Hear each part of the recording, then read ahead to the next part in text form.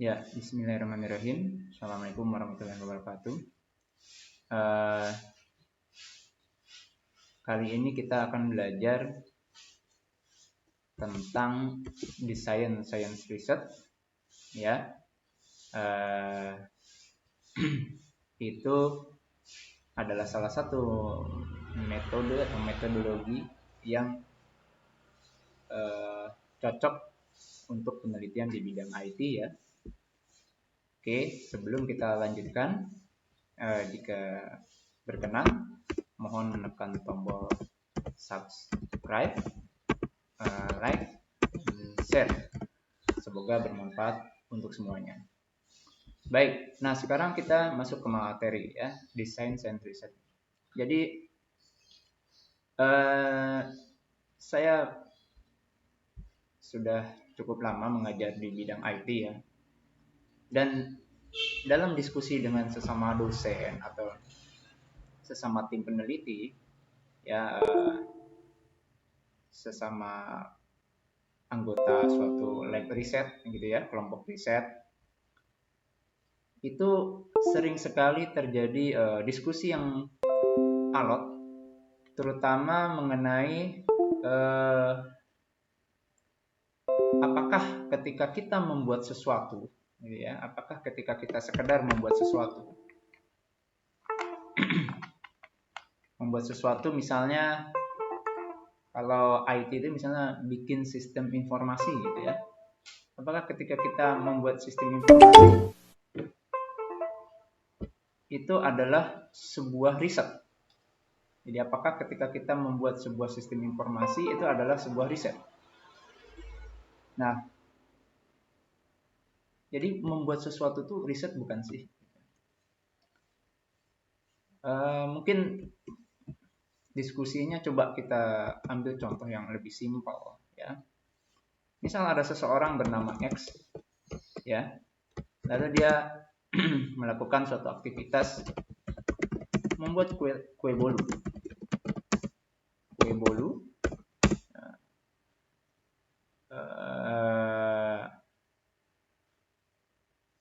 Sedangkan ada Y, seseorang bernama Y, dia melakukan aktivitas misalnya membuat kue bolu terenak se-Kabupaten Karawang. Nah, apakah dua-duanya sebuah riset? Ya, kalau X apakah sebuah riset? Apakah Y sebuah riset? Mungkin kalau X kan resepnya sudah ada, dia tinggal ikuti resepnya, ya. Dia beli telurnya, dia beli apanya, dia aduk sesuai resep yang ada, lalu jadi kue bolunya. Apakah itu sebuah riset? Lalu Y, mungkin kalau dia mengumpulkan dulu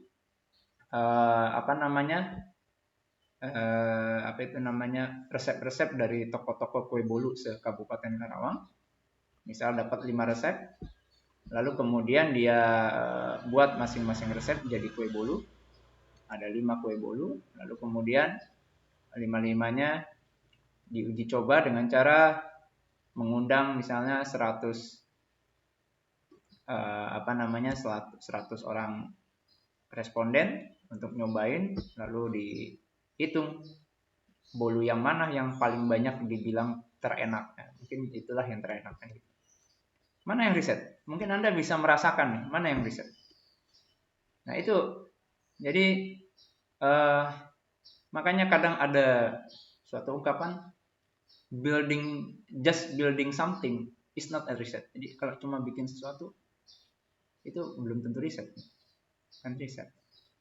Jadi kayak gimana? Padahal kita orang IT kadangkala membuat sesuatu, apalagi kalau, nah ini masalahnya kalau skripsi nih, ya, kalau tesis atau disertasi mungkin udah mulai agak advance ya. Tapi kalau skripsi ini gimana nih? Pak, saya skripsinya topiknya bikin sistem informasi penggajian gitu. Oh, nanti dulu. Riset bukan? Karena kalau S1 kan sarjana. Beda dengan diploma ya, diploma 3. Kalau diploma 3 kan itu kalau di KKMI itu ya, kompetensi kurikulum kompetensi nasional itu kan bahwa kalau di diploma itu yang penting kan bisa membuat, ya. Memang dia vokasi, ya, teknikal, memang untuk membuat. Nah, Anda S1 berarti harus ada analisisnya. Ya, ada risetnya.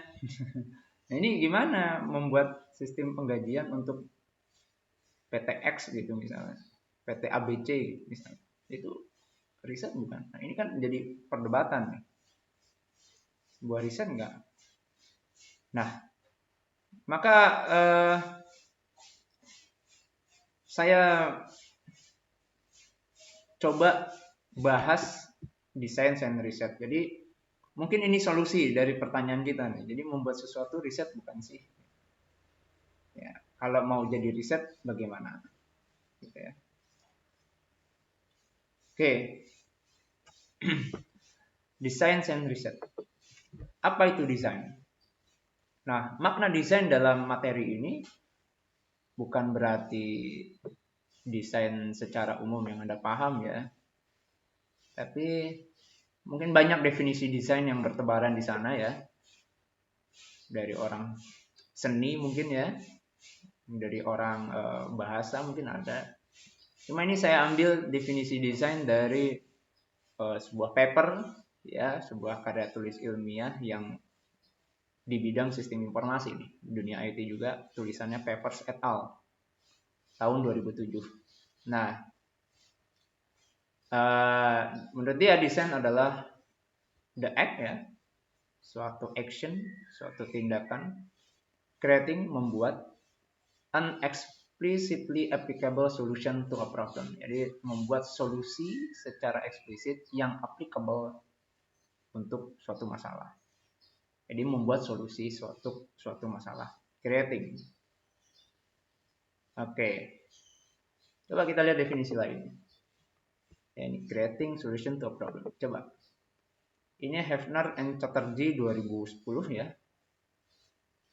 Itu design is the instruction based on knowledge. Jadi instruksi S nih, ya, banyak instruksi berdasarkan pengetahuan yang mengubah sesuatu menjadi nilai, ya, atau bernilai yang digunakan oleh manusia. Jadi turn things into value, mengubah sesuatu menjadi lebih bernilai, lebih bermanfaat, ya, dan yang digunakan oleh manusia. Gitu. Jadi kalau di sini ada proses meningkatkan ada improvement, ya. Tadinya things itu nggak ada apa-apanya jadi bernilai, misalnya begitu kan? Jadi design is the instruction based on knowledge, ya, instruksi berdasarkan pengetahuan yang mengubah things, ya, sesuatu menjadi value. Menurut dia desain itu bukan thing, bukan.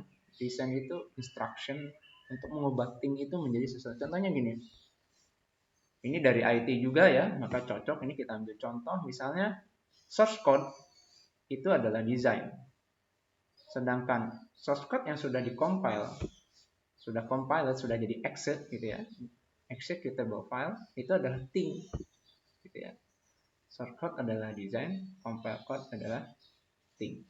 Kalau sudah jadi exit kan lebih ada nilainya, bisa digunakan, bisa dimanfaatkan oleh manusia, oleh pengguna, ya. Misalnya kalau itu suatu sistem untuk di kantor, yang bisa dipakai sama orang kantornya, gitu kan, ya. Oke, itu desain. Nah, judul mata kuliah kita tadi apa? Desain, science, riset. Oke, kalau desain science apa?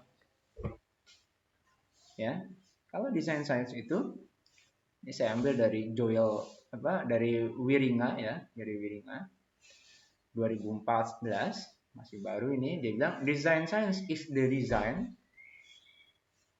Desain apa tadi desainnya? Tadi desain, makna desain tadi udah. Jadi design science adalah desain and investigation, dan investigasi dari artefak di dalam konteksnya. Jadi design science adalah desain artefak di dalam konteks dan investigasi artefak itu di dalam konteks. Jadi desain dan investigasi suatu artefak di dalam konteksnya. Jadi menurut Wieringa itu konteks apa? Artefak dalam konteks. Jadi nanti fokusnya desain sains itu adalah interaksi antara artefak dengan konteksnya.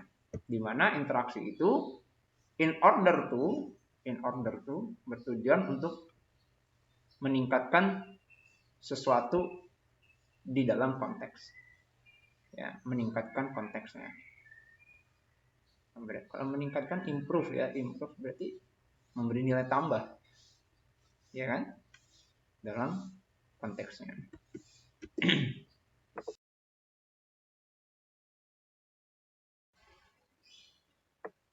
Ya, nah, oke. Ini kalau digambarkan seperti ini. Jadi interaksi antara artefak dengan konteksnya. Ya, konteksnya bisa environment, lingkungan, manusia, atau bahkan kalau Anda bikinnya artefaknya itu adalah artefak itu thing ya, sesuatu yang dibuat oleh Anda kan, ini yang Anda desain ya, sesuatu yang Anda desain itu artefak namanya. Kalau artefaknya adalah software komponen suatu software, modul itu bagian suatu software, berarti konteksnya ya software secara keseluruhan itu. Ya. Nah, jadi design science itu desain dan investigasi of artifact di dalam konteksnya, di mana artefak ini berinteraksi dengan konteksnya.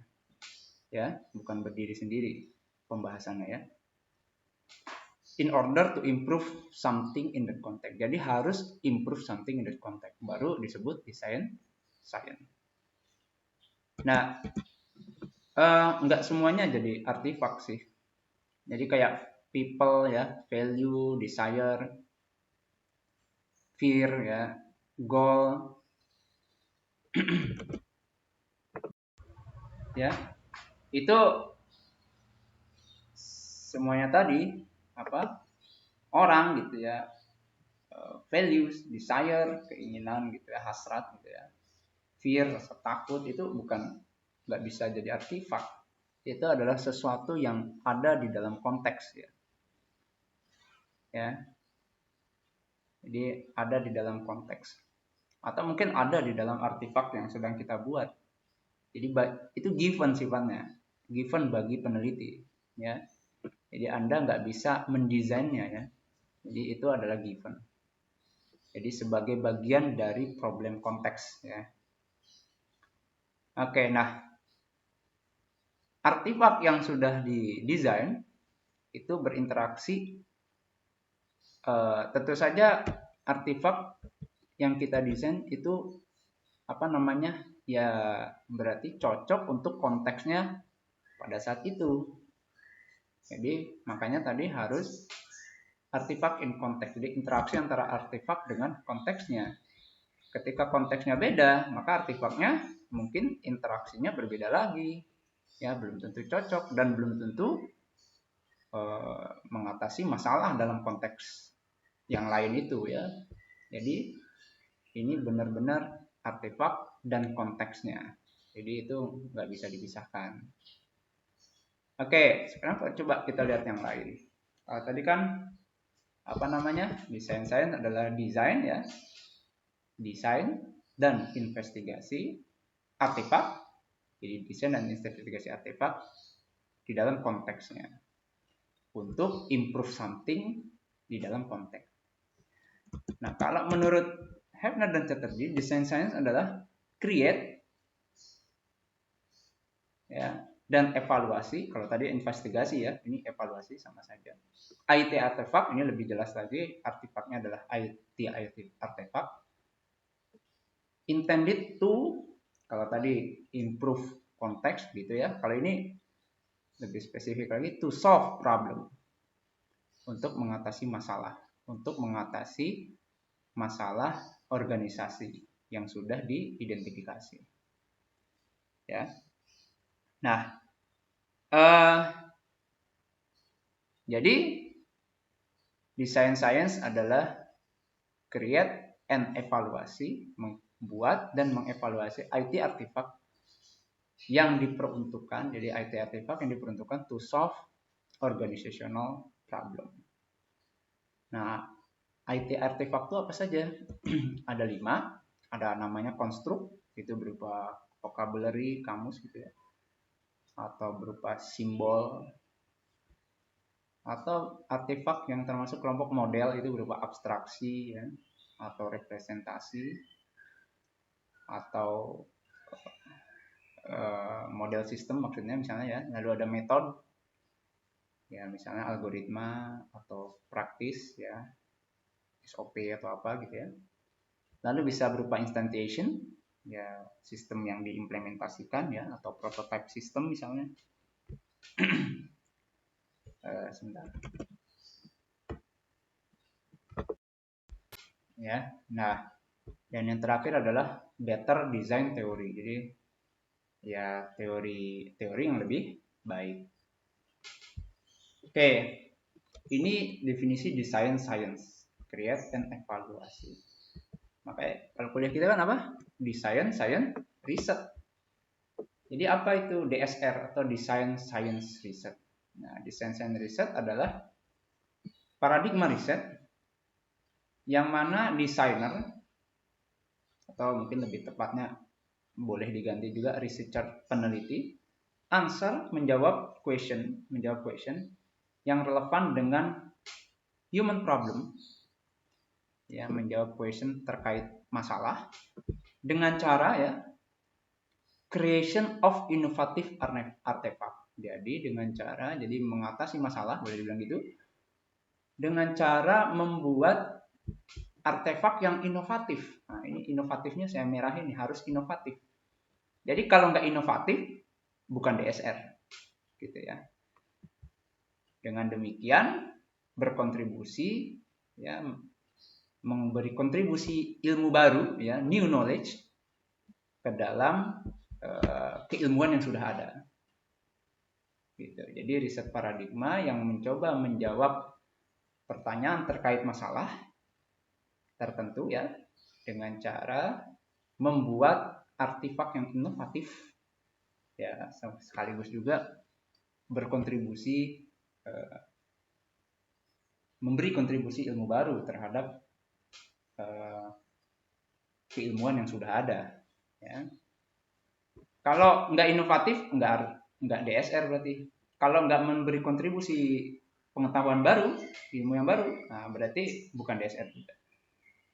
Nah, inilah yang membedakan DSR dengan desain biasa atau rutin desain rutin biasa.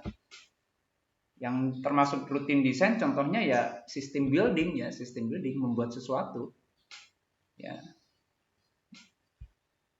Jadi apa bedanya membuat sesuatu, membuat sistem dengan DSR? Beda. Membuat sistem atau routine design itu adalah Anda mengaplikasikan existing knowledge yang sudah ada to organizational problem, terhadap mengaplikasikan existing knowledge pada masalah organisasi. Ya. Existing knowledge ya, contohnya misalnya bikin financial information system atau bikin marketing information system, memanfaatkan best practice artifacts yang sudah ada sebelumnya ya. Jadi nggak ada hal baru yang Anda tambahkan, Anda tinggal bikin aja gitu berdasarkan best practice yang sudah ada ya. Sedangkan kalau design science research itu mengatasi masalah ya, address important unsolved problem dengan cara ya in unique or innovative way. Jadi dengan cara yang inovatif.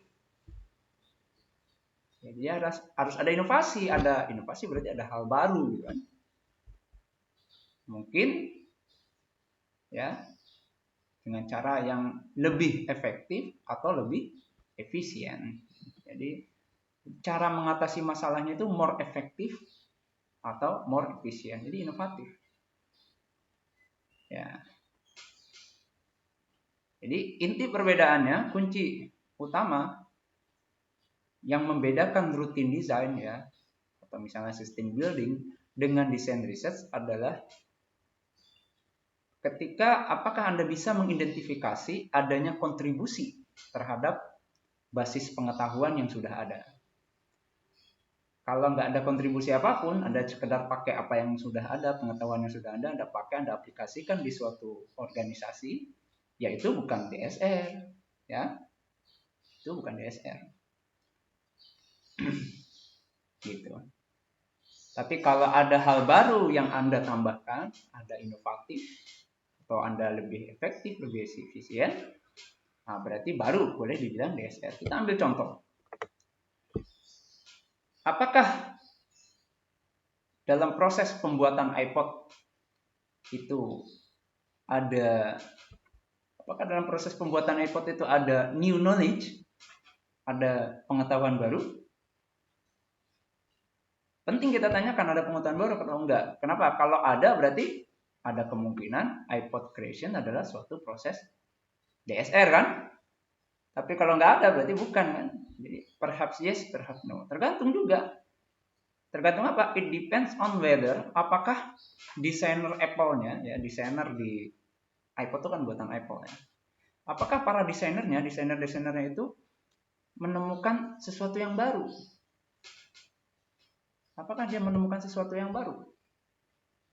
Misalnya dengan compact design, atau easy to use dial interface, atau better sound clarity ya, suara yang lebih bagus, lebih jernih. Apakah desainer Apple-nya benar-benar menemukan sesuatu yang baru dalam proses pembuatan iPod itu? Ya. Jadi kan gini, iPod itu kan kalau kita breakdown isinya kan ada memori ya, ada prosesor, ada hard disk ya, ada tombol shuffle-nya, ada LCD-nya gitu kan. Nah, bahan-bahan penyusunnya kan bukan sesuatu yang baru. Hard disknya mungkin udah ada sebelumnya, diciptakan oleh pencipta yang lain. Prosesornya udah ada sebelumnya. Memorinya, LCD-nya udah ada sebelumnya, bukan sesuatu yang baru. Lalu desainer Apple menyatukan itu ya, merangkai itu semua menjadi iPod gitu. Ya. Jadi mendesain menjadi iPod. Jadi artefaknya itu iPod. Nah, apakah itu sesuatu yang baru atau enggak gitu. Jadi jika tim desainer maksudnya para desainer Apple itu berhasil mendokumentasikan bahwa artefak mereka, their new artefak yang mereka buat itu better, faster, atau more optimal, ya tentu saja dia bilang better, faster, and more optimal ini melalui evaluasi yang ketat, yang rigor gitu ya, evaluasi yang ketat, ya. Jadi berbagai metode evaluasi yang ketat atau metode comparison, perbandingan yang tepat, yang ketat, ya, terhadap similar artefak, terhadap artefak lainnya yang serupa. Nah, jadi setelah melalui evaluasi perbandingan yang ketat terhadap similar artefak, lalu mereka berhasil mendokumentasikan bahwa benar mereka itu better, faster, and more optimal, maka dapat dibilang then new knowledge, bahwa ada pengetahuan baru yang terciptakan. Maka bisa dibilang, bisa kita anggap proses iPod creation adalah sebuah DSR. Tapi kalau but if no new knowledge is created, kalau nggak ada knowledge baru, then this would be considered applying best practice saja. Jadi kalau nggak ada knowledge baru, ya sekedar mengaplikasikan best practice saja. Atau melakukan routine design. Routine design biasa saja, cuma mengaplikasikan existing knowledge saja. Mengaplikasikan best practice saja. Makanya tadi kalau Anda sekedar bikin kue bolu, bikin aja, resepnya udah ada. Riset bukan. Maka pertanyaannya saya perluas, kalau Anda bikin sistem informasi, absensi. Ya, sudah ada yang pernah orang bikin di PT X, lalu Anda buat di PT Y.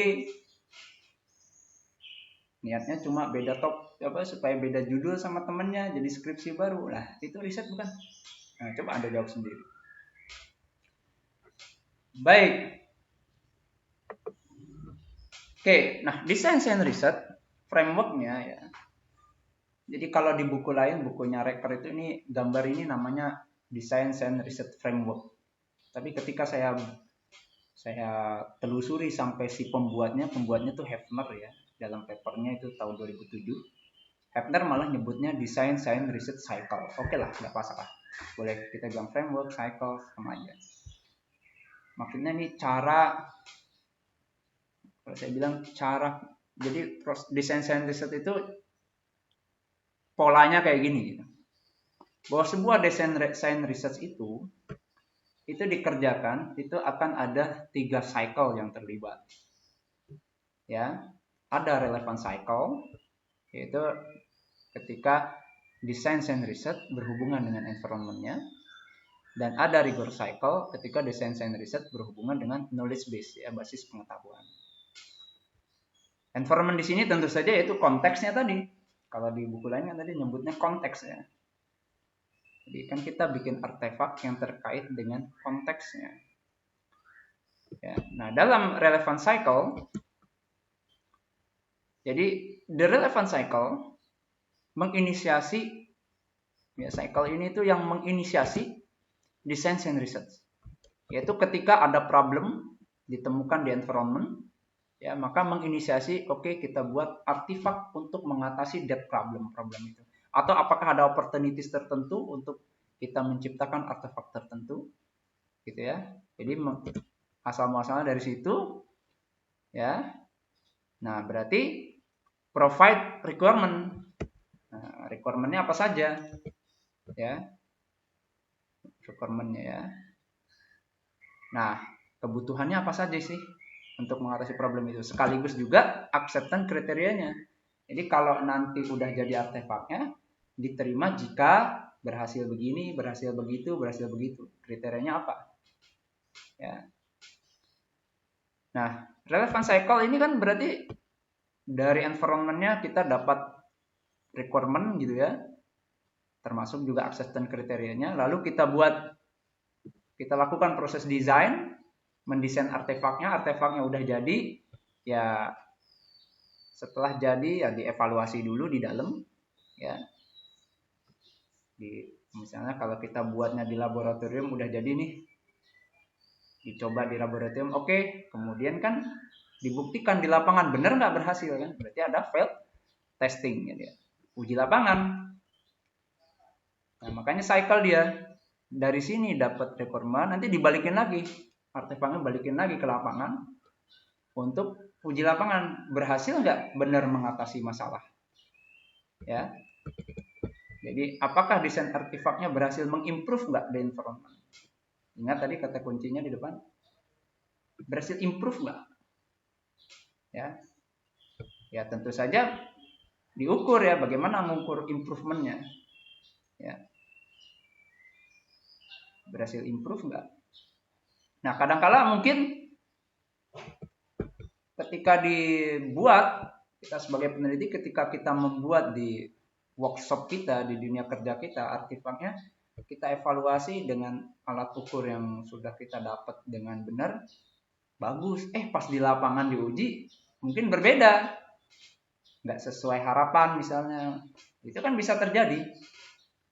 Nah, berarti ada adjustment kan, ada perbaikan, requirementnya mungkin diperbaiki, bahwa ternyata kemarin requirementnya ada yang kurang, ternyata harus begini, balik lagi ke sini kan, didesain lagi, ini balikin lagi, gimana sekarang udah benar, oh masih belum, kurang ininya gitu. Makanya di awal waktu kita mengamati environmentnya, problemnya itu harus benar supaya nggak sering bolak-balik ya. Nah itu cycle yang pertama, relevant cycle. Jadi antara antara riset kita dengan environment ya. Jadi dari environment-nya, requirement dapat, lalu udah jadi dibalikin lagi di testing, kan bisa saja nggak cocok kan? Ya.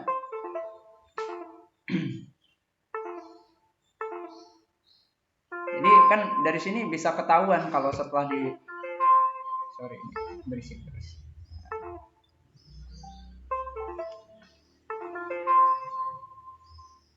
Nah dari sini kan bisa ketahuan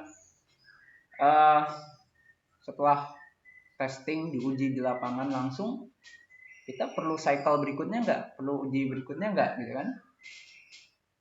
Jangan-jangan waktu di laboratorium semua fungsi jalan, pas udah diuji coba, oh enggak, kurang, berarti mungkin memorinya kurang atau apa, kan kita bikin sistem misalnya gitu.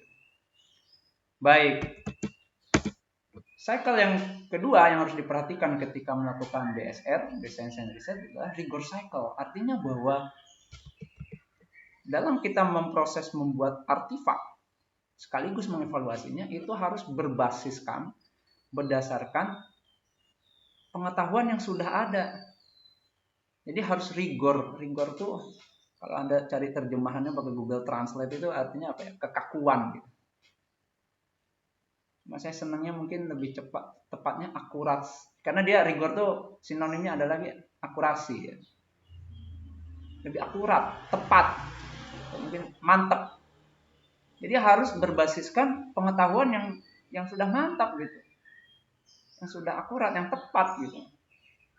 Artinya ketika mendesain, metode untuk mendesainnya, untuk constructing desainnya, bikin desainnya, Anda harus berbasiskan pengetahuan yang sudah ada. Mengevaluasinya juga berbasiskan pengetahuan yang sudah ada. Nah, dan itu penting juga Anda berbasiskan pengetahuan supaya Anda tahu apakah artefak yang Anda buat itu inovatif atau enggak.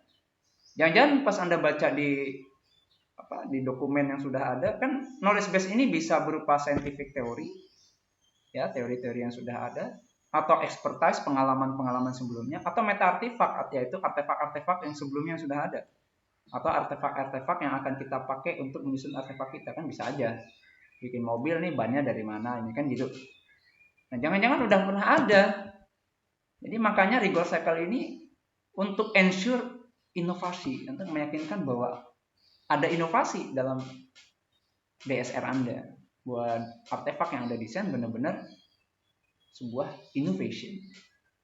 Gitu ya.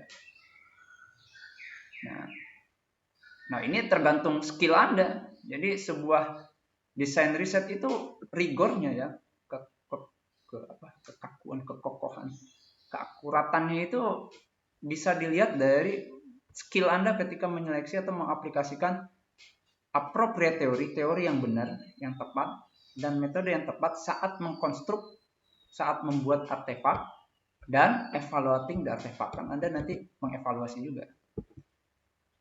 Anda evaluasinya pakai rumus matematika tertentu, ya ambil dari teori yang sudah tepat, jangan Anda bikin sendiri juga. Karena fokus kita bukan, seandainya fokus kita bukan bikin rumus matematik ya, tapi Anda fokusnya misalnya bikin sebuah sistem, ya, mengukurnya apa? Atau Anda bikin algoritma, maka alat ukurnya evaluasinya ya Anda harus cari dari teori untuk ukur algoritma yang benar, lebih baik atau enggak apa? Ya, kalau Anda kuliah analisis algoritma kan ada itu apa?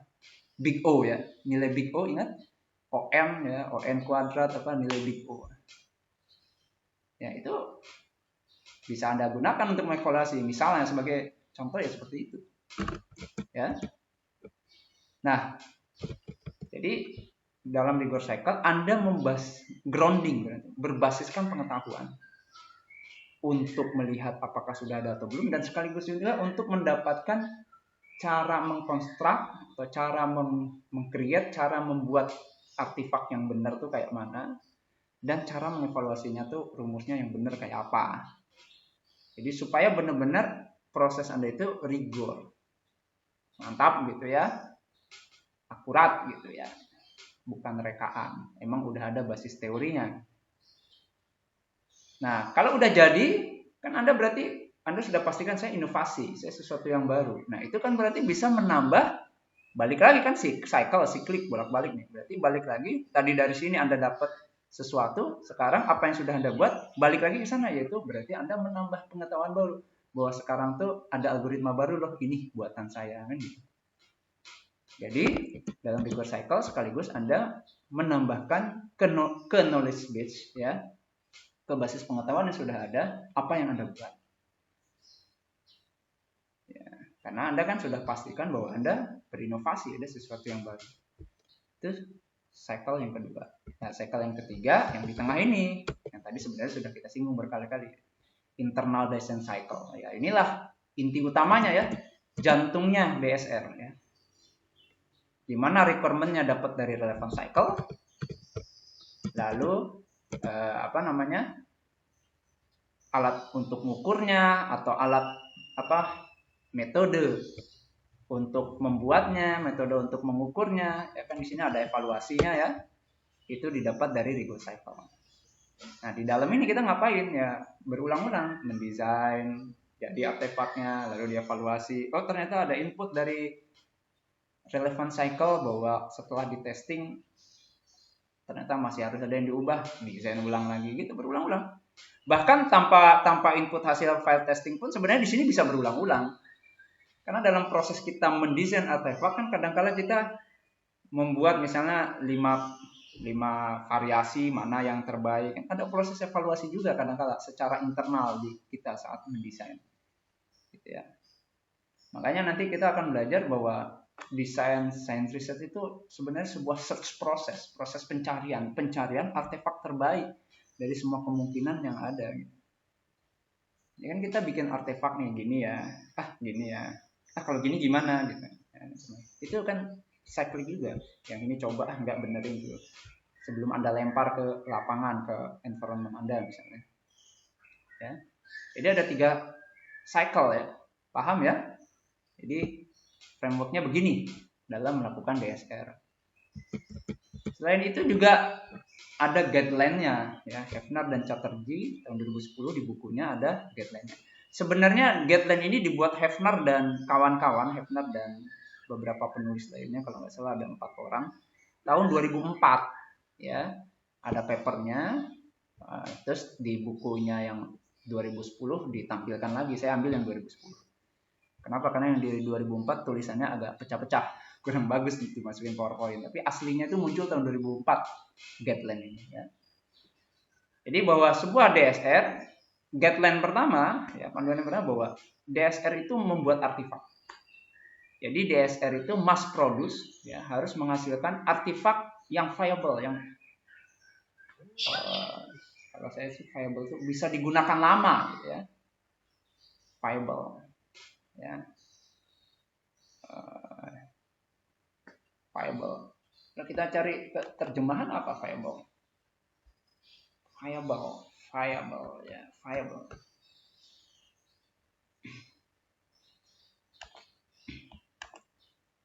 Oke, kenapa nih?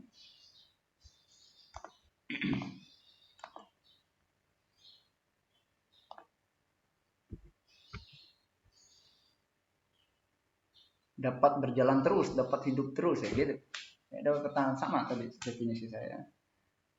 Dapat bermanfaat terus, ya, entah berupa konstruk, model, metode, atau instantiation. Nah, karena ini tahun 2004 yang terbaru ada 5, ya. Bisa berupa apa tadi?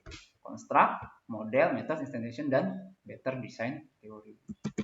Jadi design science research itu produknya adalah artefak. Ya. Yang kedua bahwa dia harus problem relevance. Jadi artinya bahwa objektif dari DSR itu adalah to develop, membuat teknologi based solution, solusi yang berbasiskan teknologi untuk relevan dan important business problem. Ya, solusi untuk problem. Di sini dia tulis business problem. Ya, kenapa? Karena kalau Anda belajar manajemen sistem informasi dan manajemen, kita harus tahu bahwa sistem informasi itu kan ada aspek organisasi di dalamnya, yang biasanya bisnis, gitu. Jadi dia harus berbasiskan konteksnya, environment-nya, bahwa dia itu membuat sesuatu untuk solusi suatu problem. Jadi ada proses mengetahui problemnya apa dulu, ya. Dan ada intention, ya, ada objektif, ada tujuannya itu membuat solusi untuk mengatasi problem itu. Ya. Jadi bukan sekedar apa gitu membuat tanpa arah, tanpa tujuan. Yang berikutnya adalah bahwa DSR itu design evaluation, bahwa desain artefak yang sudah dibuat, utility-nya ya, kegunaannya, kualitasnya, dan keberhasilannya itu diukur, ya, harus didemonstrasikan secara mantap, ya, secara benar, secara tepat, melalui metode evaluasi yang tepat pula, ya, yang baik juga. Ya, intinya bahwa artefak yang sudah dibuat harus dievaluasi, ya, didemonstrasikan dan dievaluasi. Nah, ada dua kata tuh, didemonstrasikan dan dievaluasi. Kemudian sebentar.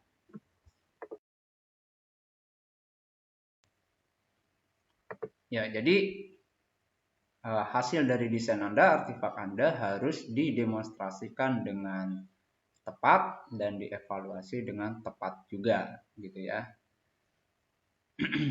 Kemudian efektif DSR itu harus guideline yang keempat nih, bahwa dia harus berkontribusi, ya, berkontribusi terhadap ya tadi knowledge base yang sudah ada. Jadi harus ada inovasinya, ya. Jadi harus menyediakan clear and verifiable contribution, ya. Harus ada kontribusi yang jelas dan bisa diverifikasi. Yang berikutnya riset rigor, guideline-nya. Jadi bahwa DSR itu relies upon, ya, berdasarkan, tergantung, ya, dari penggunaan, ya, metode yang tepat, ya, baik saat konstruksi atau saat evaluasi dari artefaknya. Jadi tadi saya sudah bilang bahwa harus dipastikan saat membuat artefaknya, saat mendesain artefaknya, dan saat mengevaluasi artefaknya itu benar-benar berbasiskan metode, ya, atau teori yang tepat, ya, yang memang sudah mantap, yang rigor, gitu ya. Nah, kemudian bahwa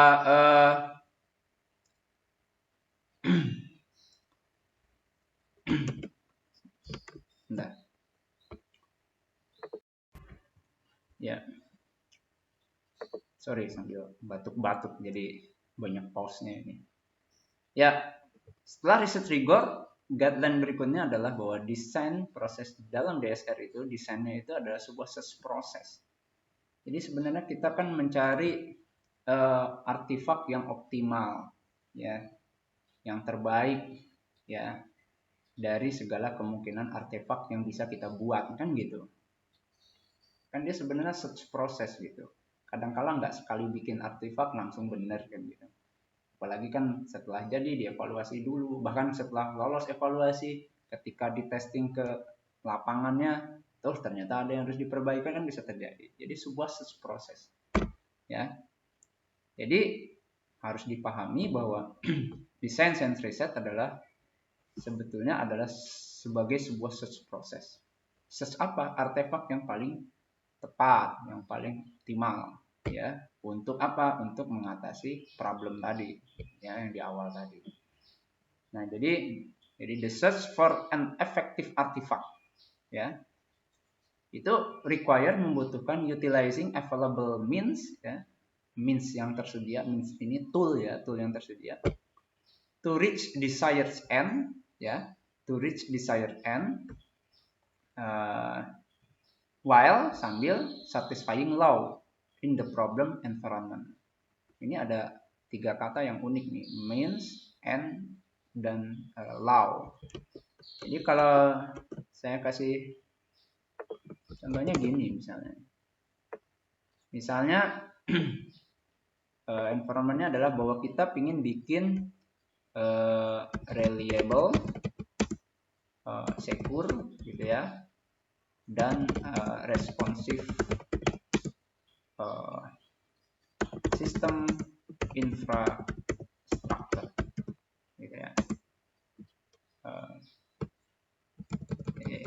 information. Jadi infrastruktur sistem informasi, kita mau bikin infrastruktur sistem informasi yang reliable, secure, dan responsif. Nah, maka means-nya ya semua infrastruktur yang tersedia, yang available, ya, semua yang available atau semua kemungkinan, all possible infrastruktur yang available, yang mungkin gitu ya.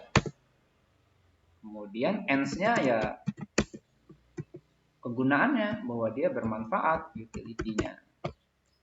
Ya, dan tentu saja ada constraints tertentu, misalnya constraints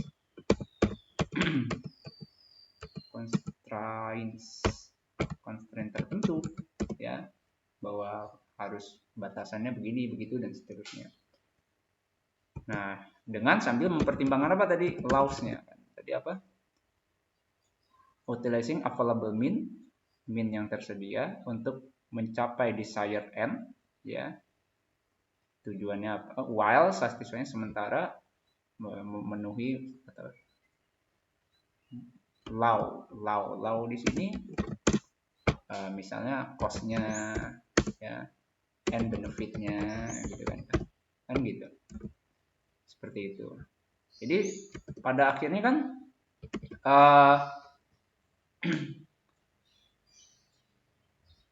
ini kalau mau sempurna kan susah ini. Mau sempurna kan susah. Jadi kita kan harus bikin artefak yang benar-benar gini dengan ini semua kan sempurna susah. Akhirnya nanti kita ada proses bergaining ya, sebagai peneliti nanti kita jadi ada bergaining juga.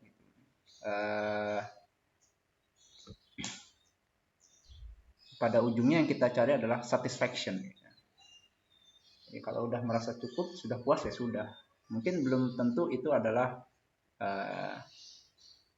yang terbaik, tapi ya sudah cukup satisfy ya sudah. Kadang-kadang begitu, karena untuk mencapai kesempurnaan kadang-kadang sulit juga, ya.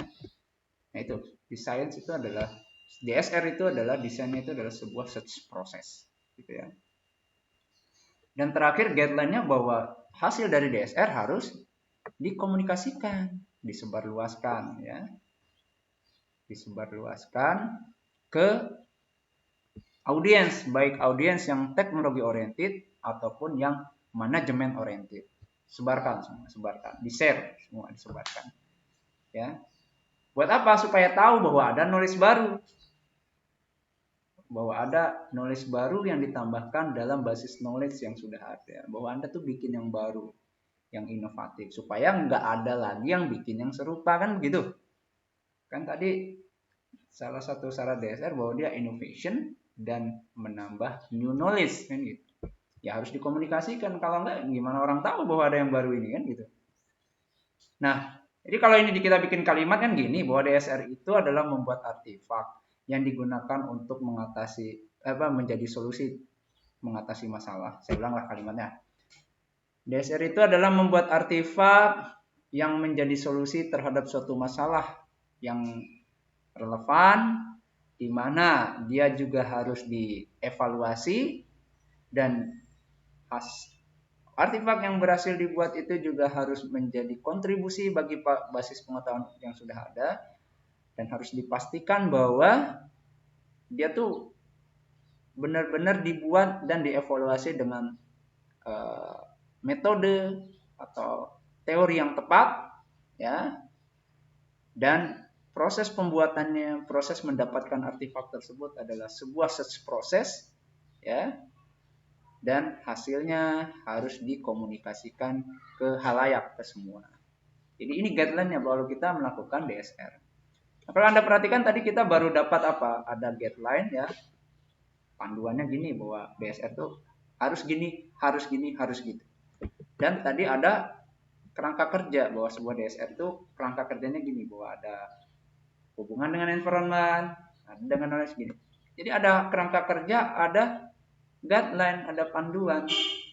Tapi kan ini kurang. Kenapa kurang? Bagi Anda kalau mau melakukan DSR akan timbul pertanyaan jadinya, lalu langkah-langkahnya apa, Pak? Pertama ngapain, kedua ngapain, gitu kan. Anda akan bertanya-tanya, satu ngapain, kedua ngapain, ketiga ngapain, dan seterusnya ngapain, kan? Langkah-langkahnya apa. Nah, karena ini kan bukan berupa langkah-langkah, ini kan panduan bahwa DSR itu harus memenuhi ini. Bahwa DSR itu langkah kerjanya begini. Nah, maka pada tahun 2007, Pfeffer dan kawan-kawan ya, itu membuat papers, yaitu membuat sebuah karya ilmiah, karya tulis ya, sebuah jurnal yang banyak diacu orang. Dia membuat yang namanya The Science Research Methodology. Jadi dia buat menjadi sebuah metodologi. Ya, kalau kita baca papernya ya dia bilang bahwa memang dia niatnya bikin sesuatu yang bisa diikuti orang. Jadi kalau sudah berupa mental model langkah-langkah yang bisa diikuti orang dengan mudah, harapannya penelitian yang menggunakan DSR jadi makin banyak. Karena kalau udah resepi itu sudah berupa resep kayak gini kan tinggal diikutin gitu ya. Nah, dia bikin metodologi ini, caranya gimana dia bikin metodologi? Dia sebenarnya mereview ya, dia lakukan semacam, kalau boleh saya bilang tuh systematic literature review ya, dia mereview paper-paper karya ilmiah sebelumnya yang bicara tentang DSR, khususnya tentang langkah-langkah, kaidah-kaidah ya, prinsipal atau guideline atau framework tentang DSR. Termasuk ini juga salah satunya ya. Ini kan tadi saya bilang sebenarnya aslinya tahun 2004 ya.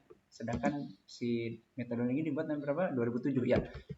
Jadi ini juga masuk dalam pertimbangan dia bahwa sebuah DSR itu harus apa? Misalnya harus ada evaluasi, harus dikomunikasikan. Itu nanti dia masuk juga ke metodologinya. Coba lihat nih, communication gitu juga.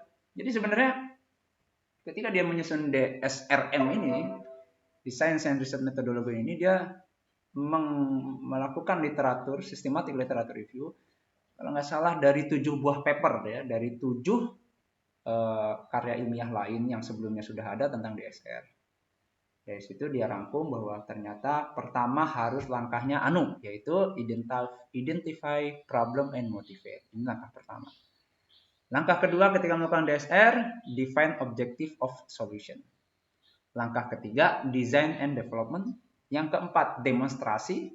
Oh, kayaknya kita pernah dengar ini, coba kita lihat. Di sini juga ada demonstrasi kan. Nah, bahwa sebuah artefak harus didemonstrasikan kan gitu. Nah, itu.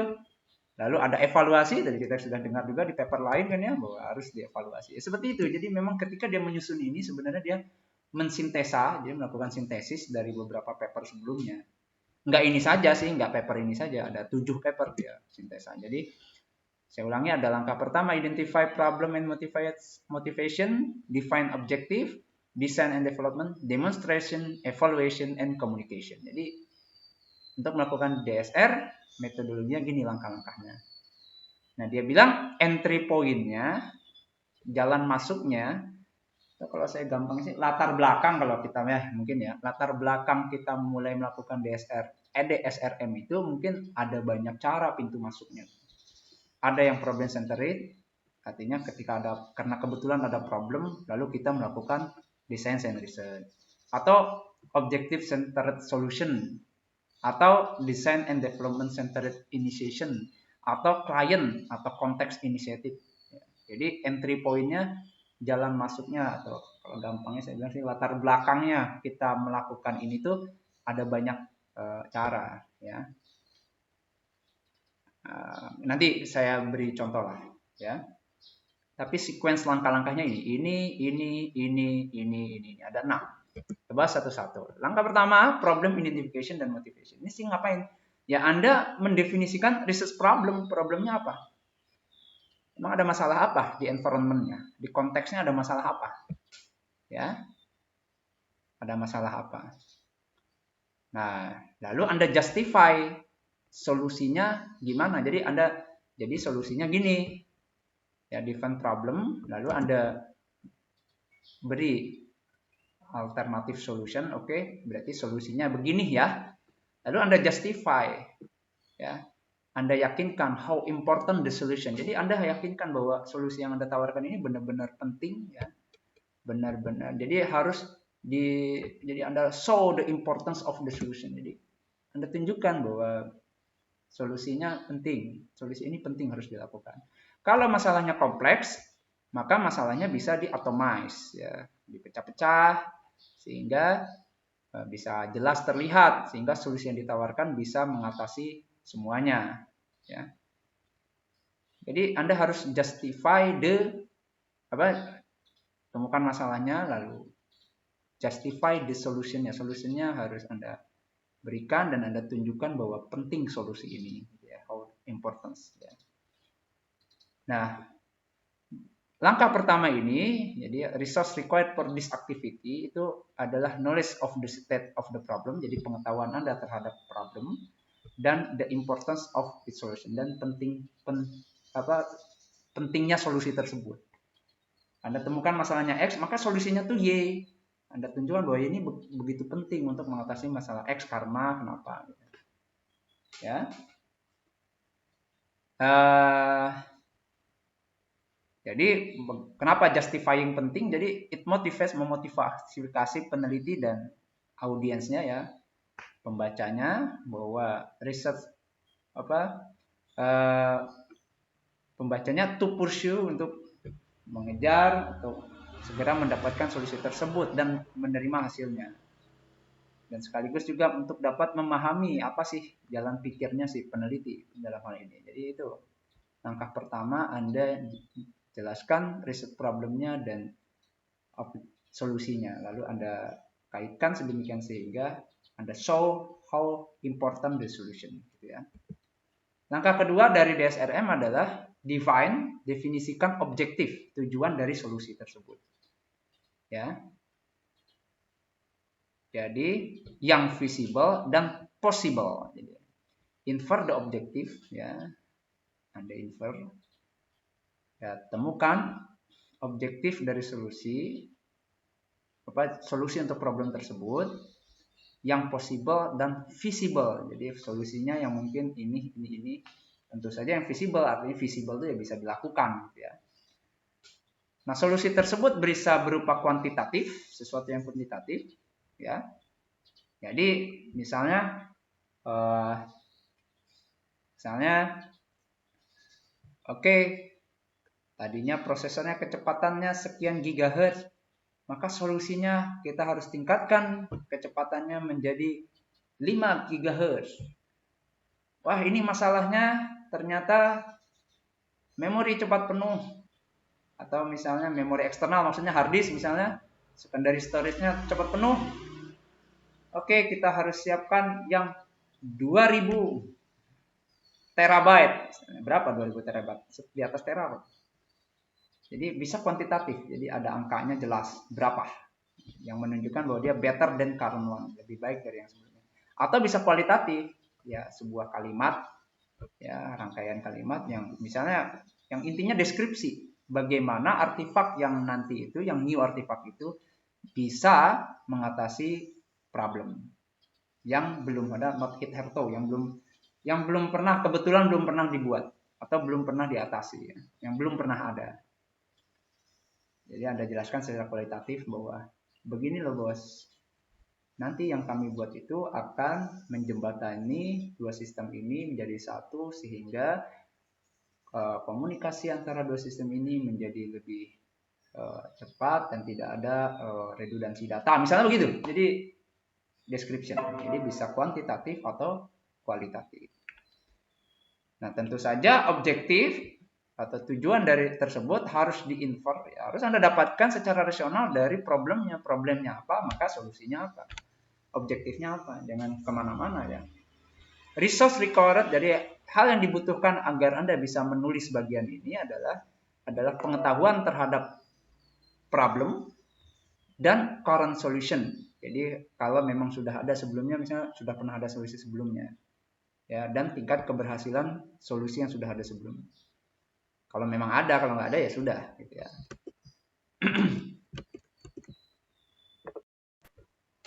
Ya, itu langkah kedua, menentukan objektif for a solution. Yang ketiga adalah, ya, Anda design dan develop artefaknya. Jadi Anda create artefaknya, buat artefaknya. Ya. Nah,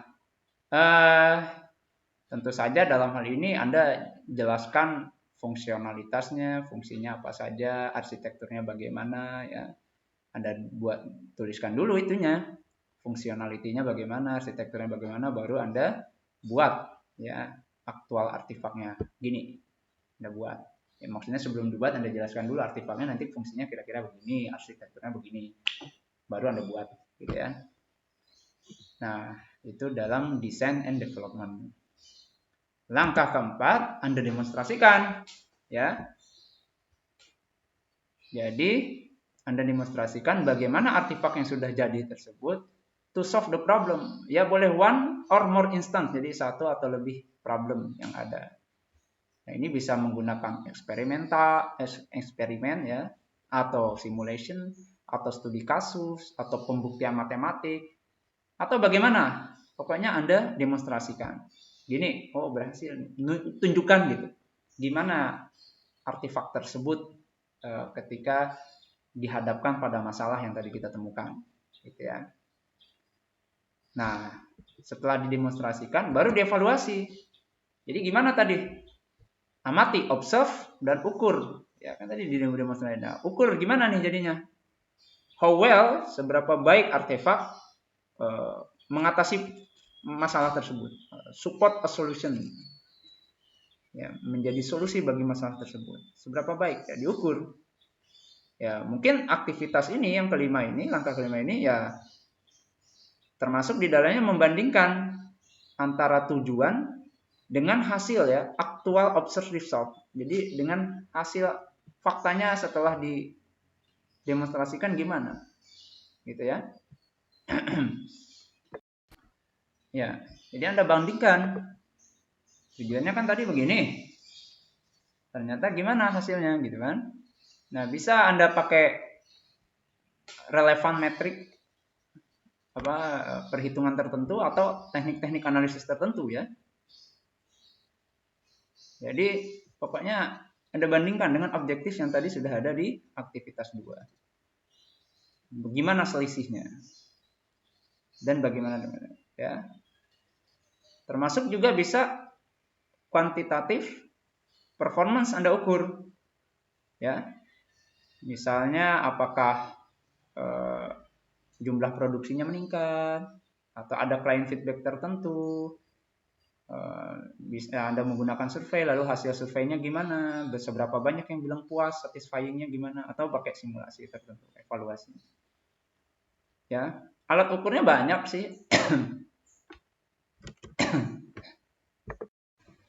Ya, jadi alat ukurnya bisa response time atau availability ya.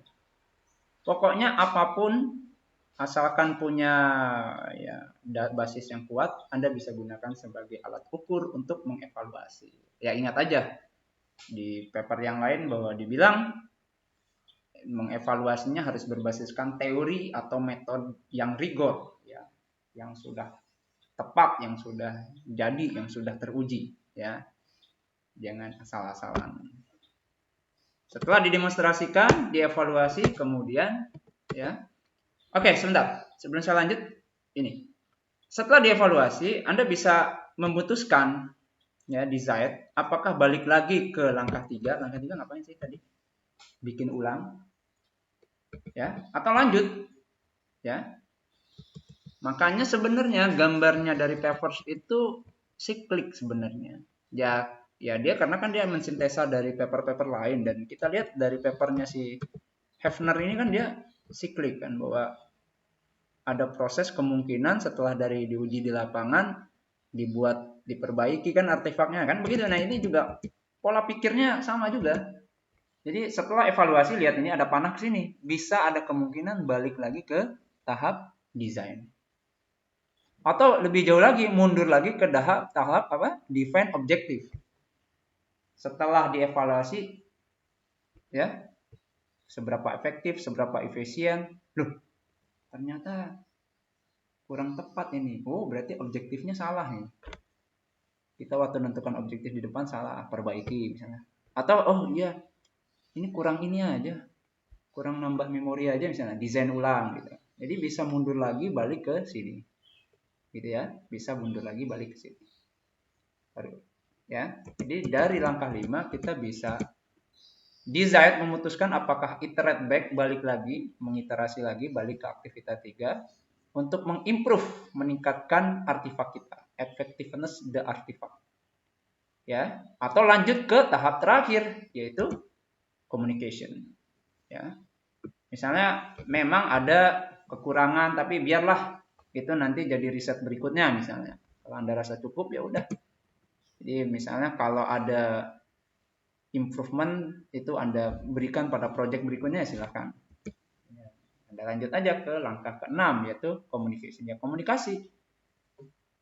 komunikasi sebarkan ya ke semua, bahwa artefaknya seperti apa, kegunaannya bagaimana, seberapa penting, bagaimana rigornya desain Anda, bagaimana efektivitasnya, apakah efektif, bagaimana dia disebut efektif, semuanya Anda ceritakan, Anda berikan. Ini loh barangnya, ini kegunaannya, dia efektifnya begini, ini benar-benar baru, saya ngukurnya gini, semuanya Anda ceritakan.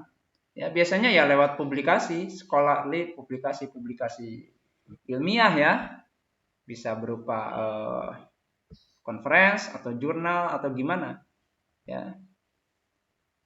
Jadi Anda komunikasikan. Nah, itulah 6 langkah DSRM.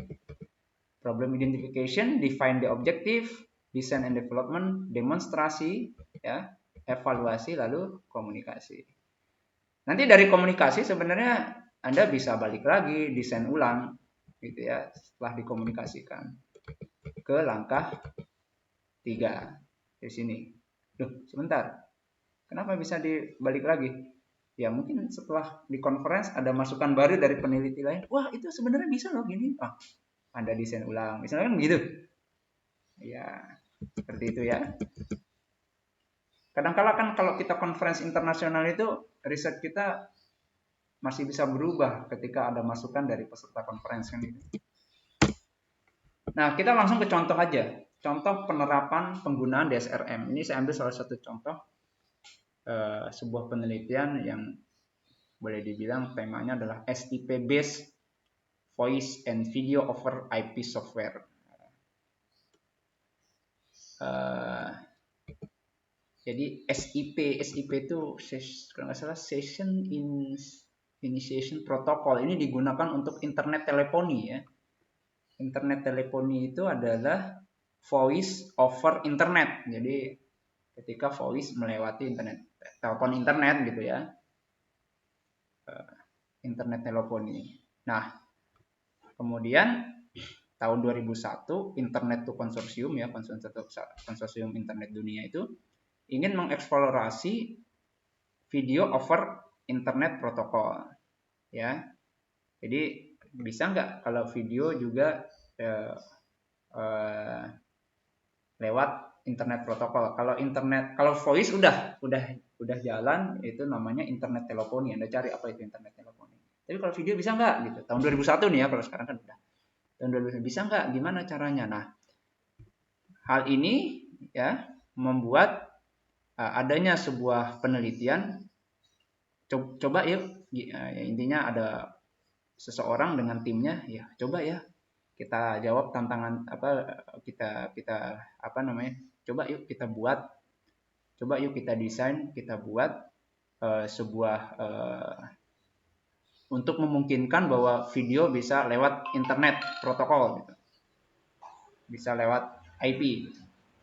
Nah, orang tersebut kalau nggak salah Chatterjee dan teman-temannya itu fokusnya adalah extension, jadi meningkatkan, mengextend dari SIP standar. SIP tadi saya bilang di depan apa? SIP kan adalah standar protokol internet untuk internet teleponi. Dan internet teleponi itu untuk voice over internet. Voice over IP, voice lewat internet. Belum untuk video. Nah, dia ingin meningkatkan SIP itu supaya bisa video gitu loh maksudnya. Jadi dia ingin bikin SIP itu gimana caranya bisa buat video juga gitu. Jadi ketika SIP standar muncul, no actual SIP based software artifact, nggak ada software yang berbasiskan SIP, Session Initiation Protocol, itu protokol untuk internet teleponi itu. Ya, itu nggak ada yang menyediakan video functionalities. Ya, kalau untuk teleponi bisa karena memang aslinya untuk teleponi, untuk voice over internet ya, untuk telepon lah gitu. Ini untuk video belum. Nah, kemudian dia identifikasi masalahnya adalah itu yang pertama belum ada itu. Jadi belum ada desain, belum ada artefak yang bisa untuk itu. Yang berikutnya adalah karena universitas dan company itu terdiri menggunakan berbagai macam produk, teknologi dan standar. Maksudnya kalau mereka ingin ngobrol lewat internet antar university atau antar perusahaan, kan mereka vendornya beda-beda tentu saja. Yang satu pakai merek apa, satu pakai merek apa misalnya ya, atau teknologinya beda-beda, standarnya beda-beda, maka perlu need to develop middleware, harus dibuat middleware jembatan antara mereka ya, yang menyediakan a uniform way, cara yang seragam untuk menyimpan dan mencari informasi related terkait video dan voice user. Intinya dia bikin middleware-nya karena kan oke, sekarang dia udah buat nih standarnya supaya bisa video. Nah, tapi kan penggunanya kan mungkin beda-beda alatnya. Nah, berarti gimana? Jadi dia ingin bikin middleware-nya juga. Sekaligus juga untuk mengatasi security-nya, ya. Jadi problem identification-nya dari penelitian ini dia itu ya. Belum ada artefak yang bisa untuk video juga. Lalu dia ingin buat nih middleware-nya. Lalu masalah dia juga ingin berikan security di dalamnya. Nah, objektifnya bahwa researcher need to follow SIP standard closely. Jadi karena dia tadi basisnya SIP standar itu kan tadi standar untuk internet teleponi, untuk voice. SIP itu protokol. Kalau Anda belajar jaringan komputer, yang namanya protokol itu kan ada aturan-aturan bahwa headernya gini, bit berikutnya ini, bit berikutnya. Nah, aturan-aturan itu dia harus follow, harus ikuti. Tapi dia ingin tambahkan, ingin extend gimana caranya bisa voice video juga gitu ya.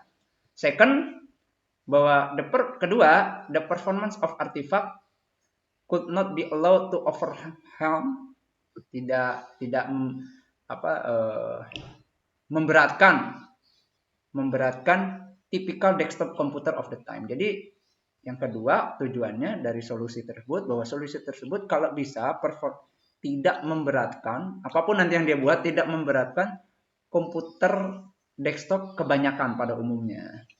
Ya, jangan sampai harus membutuhkan memori besar, harus membutuhkan, akan buat apa ya, ngabisin biaya juga. Kemudian harus ada function and feature necessary to meet, ya, bahwa ya harus ada fungsi dan fitur tertentu yang harus tersedia. Ya harus ada point to point call, instant messaging, video conferencing. Ini penting ya, harus ada fasilitas itu dong, gitu kan? Karena kan tadi niatnya meningkatkan yang tadinya hanya voice bisa untuk video. Lebih jauh lagi harus ada middleware yang kompatibel. Ya, yang harus kompatibel dengan para penggunanya. Kan tadi kampus-kampus ceritanya penggunanya supaya bisa ngobrol. Tapi karena masing-masing punya alat, standar, teknologi sendiri, akan dibuat middleware-nya. Nah, tentu middleware-nya harus kompatibel dengan mereka semua dong, ya. Terakhir harus ada security, ya. Sehingga nggak ada yang bisa menyadap atau apa gitu ya. Itu objektifnya dia. Jadi dia mau follow, mengikuti SIP standar, dia tambahin kemampuannya, tapi juga tidak melupakan bahwa jangan sampai memberatkan komputer pada umumnya, harus ada fungsi ini dan itu, harus kompatibel middleware-nya, dan harus secure.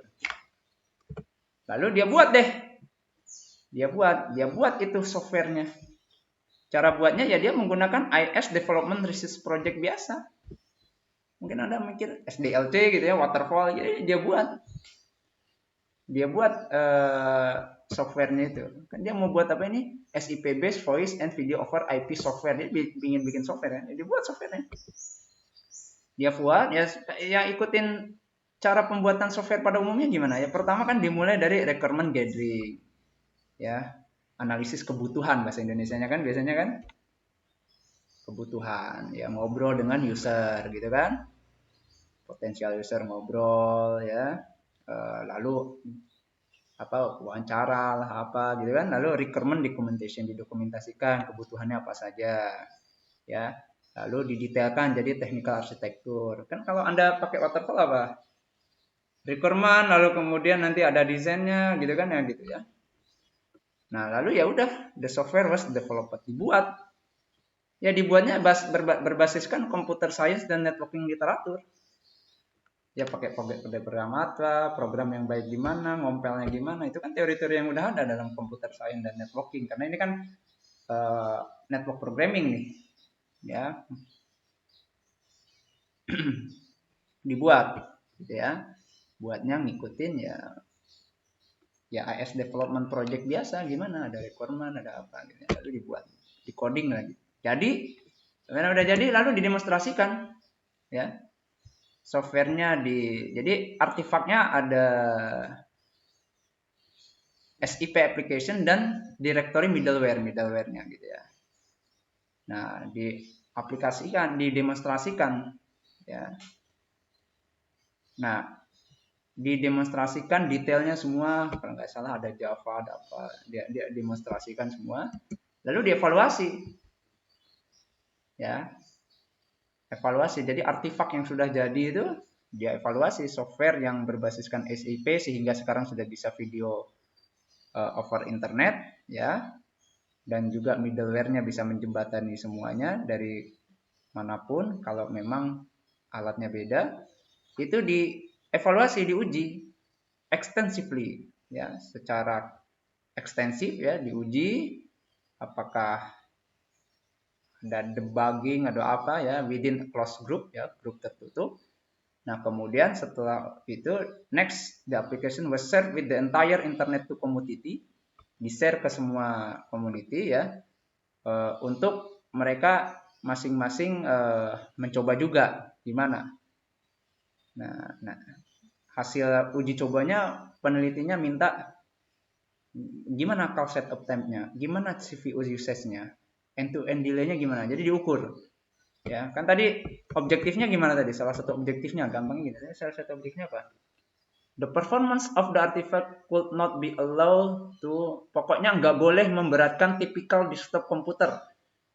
Nggak boleh memberatkan komputer pada umumnya. Typical desktop komputer yang biasa dipakai pada umumnya orang-orang.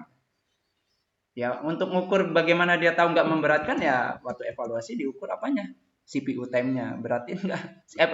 CPU usage-nya gimana? Bebanin CPU nggak? Gitu kan? Ya, ini berarti kan tadi dalam metodologinya kan kita udah bahas bahwa pada langkah 5 itu kita comparison, kita bandingkan hasil evaluasi kita dengan activity 2. Activity 2 itu naon? Objektifnya gimana? Nah, sudah tercapai misalnya, oke, no problemo, jalan semua, maka dikomunikasikan. Ya, dia komunikasikan hasil penelitian dia, ada di IEEE Journal, ada Journal of Internet Technology, ada mana, termasuk di majalah Network World gitu ya, dia sebarkan. Nah, ini contoh penelitian yang dilakukan untuk menggunakan DSRM ya, yaitu SIP based voice and video over IP software.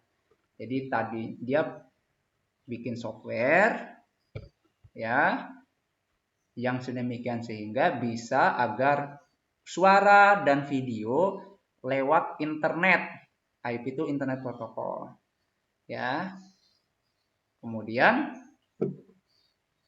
dia membuatnya berdasarkan SIP.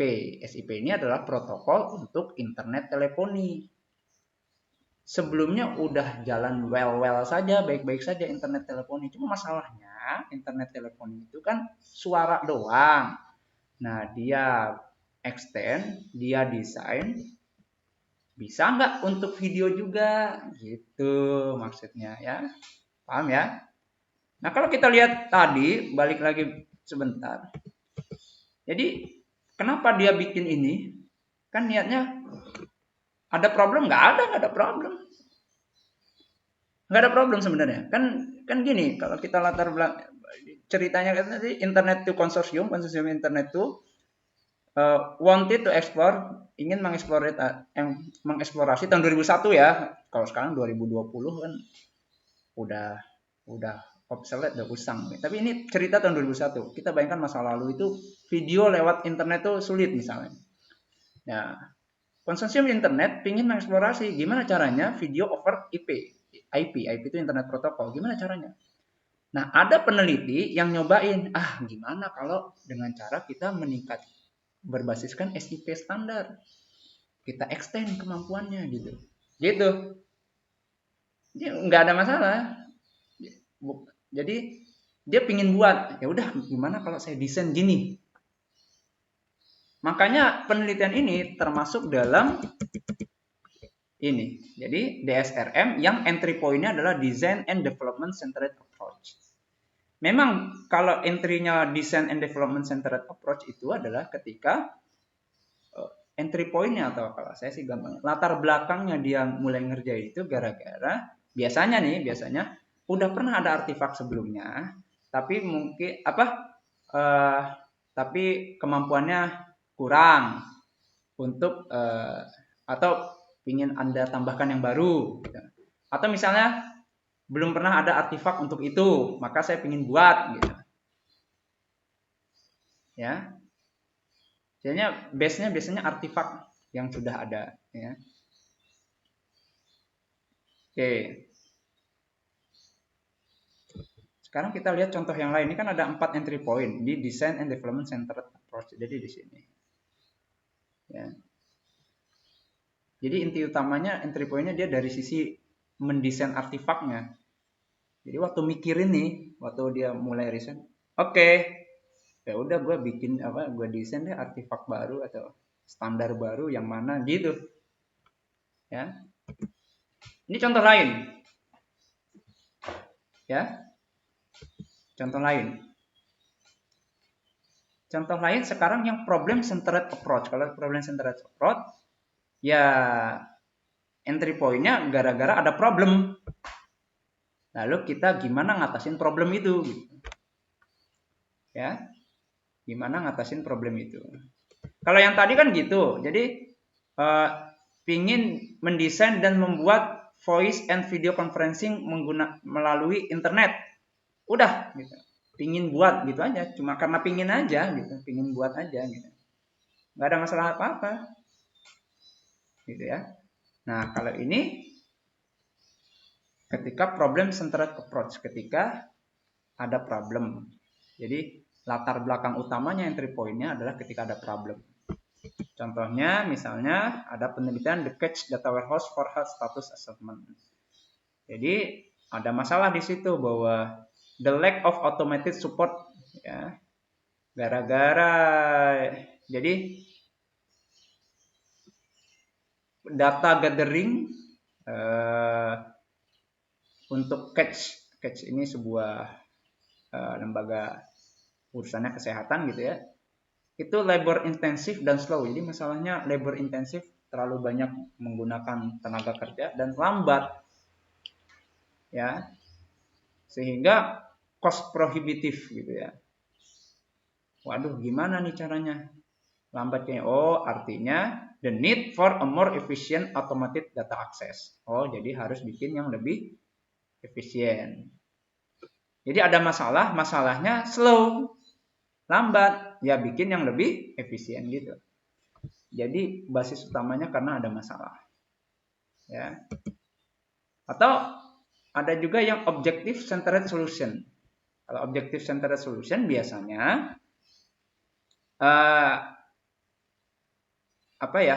dia melakukan DSRM. DSRM itu kan tadi design research itu ngapain sih? Mendesain artefak gitu ya, yang baru kan gitu. Harus new knowledge, kalau enggak bukan DSR kan tadi. Kita udah bicara di slide di depan-depan tadi. Jadi dia melakukan DSRM gara-gara biasanya karena tuntutan pekerjaan atau karena tuntutan riset misalnya. Ya.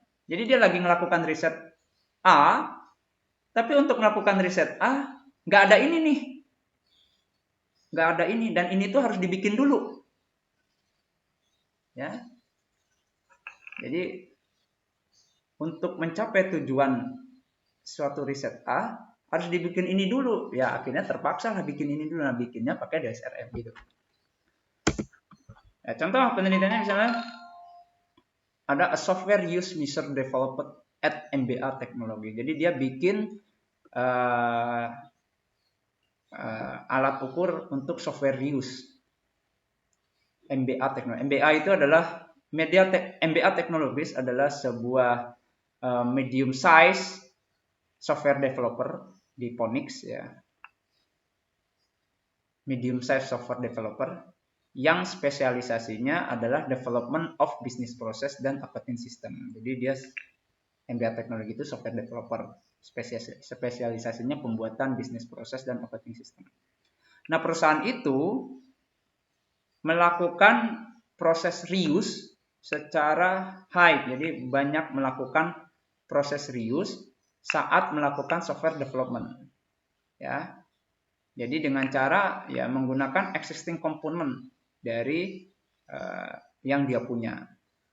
Anda belajarlah dalam software engineering apa itu software reuse, ya. Banyak melakukan software reuse, ya. Nah, tahun 97 ada peneliti Rodenberger dan Hirschhauer ini dia melakukan in-depth case study, ya. Jadi riset utamanya studi kasus, ya, tentang the reuse effort, ya, kegiatan reuse, usaha reuse yang dilakukan di MBA Teknologi, gitu kan. Jadi dia melakukan in-depth study tentang reuse, software reuse di MBA Teknologi. Nah, waktu melakukan, kan dia meneliti proses reuse, ya. Nah, case study itu kalau Anda belajar apa itu case study riset, itu kan menyeluruh banyak hal. Salah satunya dia memerlukan suatu cara untuk mengukur emang ini udah reuse-nya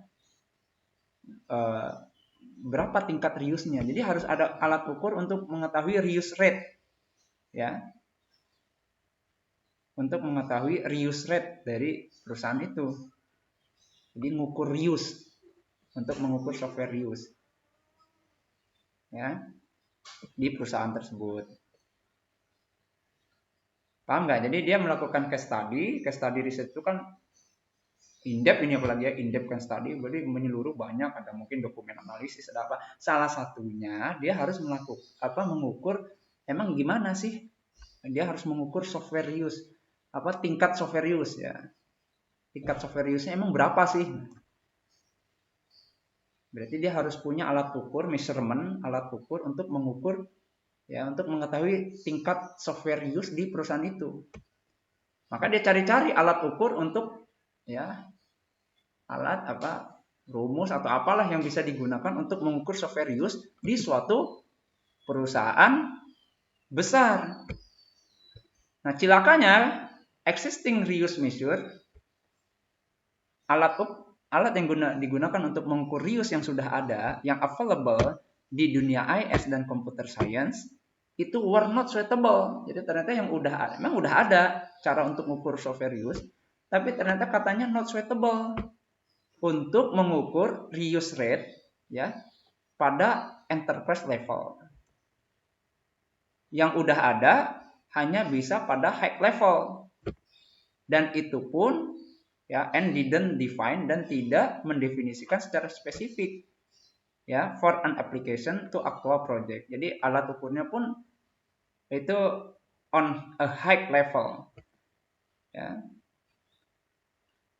tidak menjelaskan secara spesifik, ya.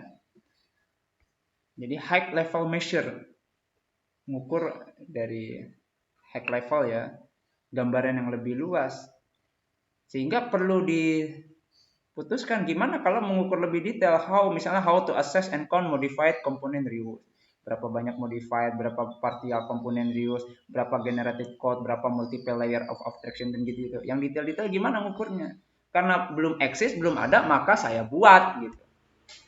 Maka dia buat. Jadi penelitian ini, ya, si Rottenberger dan Hirschfeld. Jadi kalau saya kalimatnya mungkin ada side riset sampingan dari riset utamanya. Dari riset utamanya ini dia ada riset sampingan, yaitu dia bikin software use measure, alat ukur untuk mengukur software use untuk enterprise level yang detail. Dia bikin. Ya. Jadi dia hasilnya artefaknya berarti apa nih? Bukan software artefaknya nih. Untuk contohnya, artefaknya adalah measurement, alat ukur untuk software serius. Emang boleh artefaknya itu? Kan boleh. Tadi artefaknya ada 5 kemungkinan kan? Coba kita lihat slide di awal tadi. Kan ada 5 kemungkinan artefak, IT artefak. Jadi nggak mesti sistem ya. Kalau instantiation tadi contoh SIP tadi kan sistem. Kan bisa algoritma, bisa praktis ya. Bisa abstraction dan apa gitu ya. Jadi kalau yang dia ukur, yang dia hasilkan artefaknya adalah alat ukur. Ya. Baik, itu contoh yang ke problem centered tadi udah.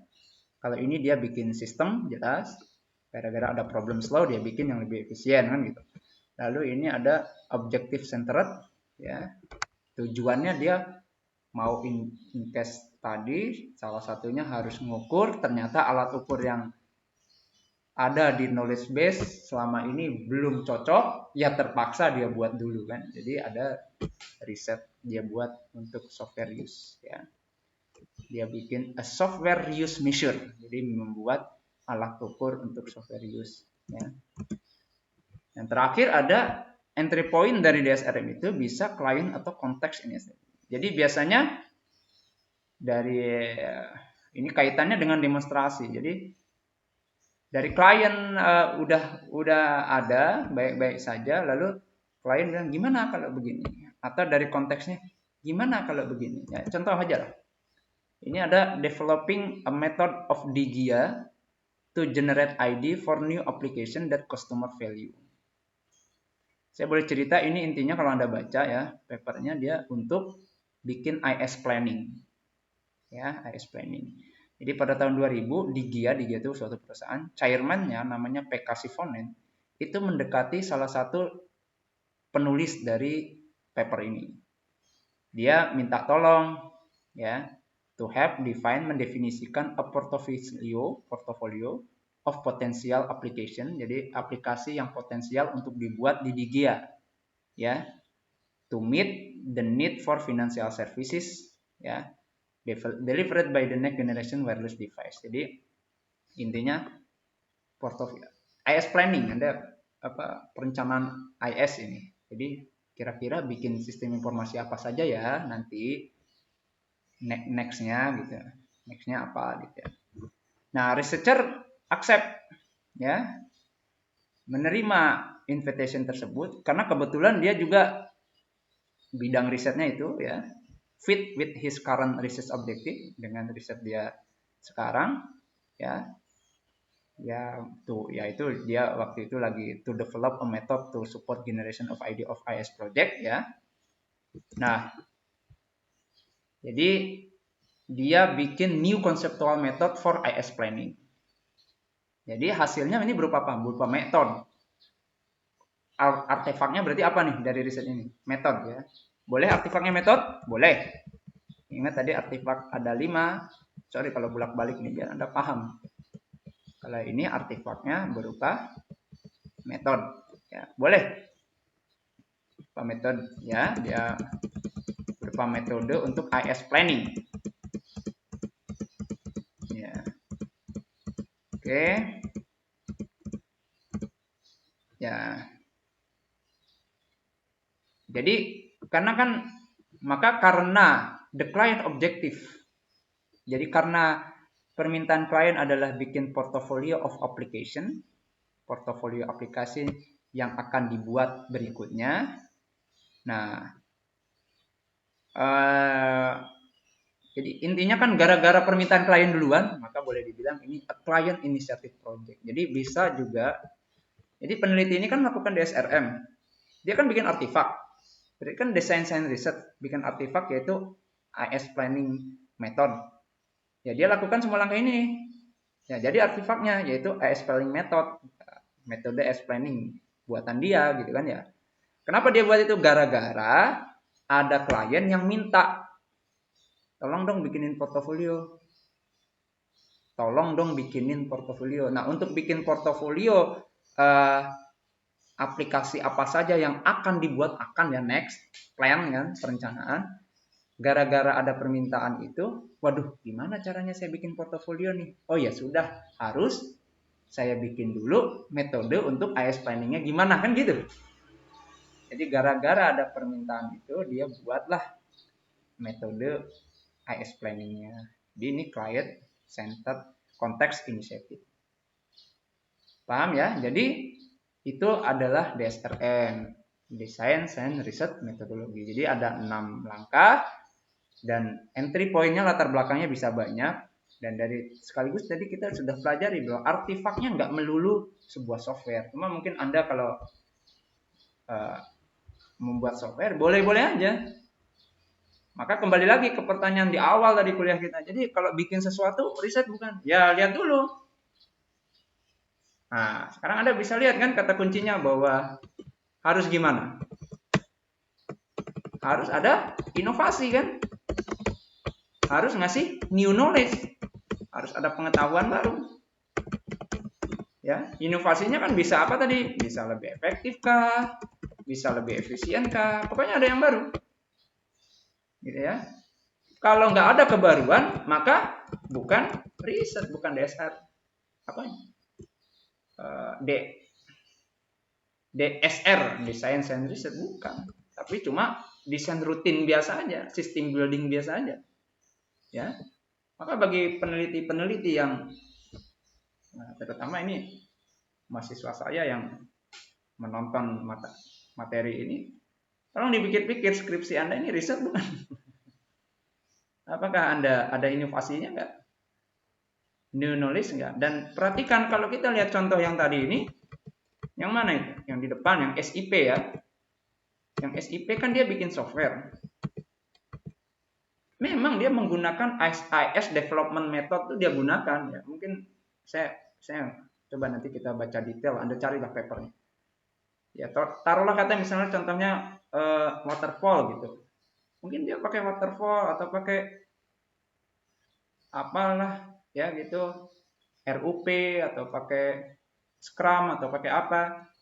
Tapi itu hanya part bagian dari metodologi yang lebih besar yaitu DSRM.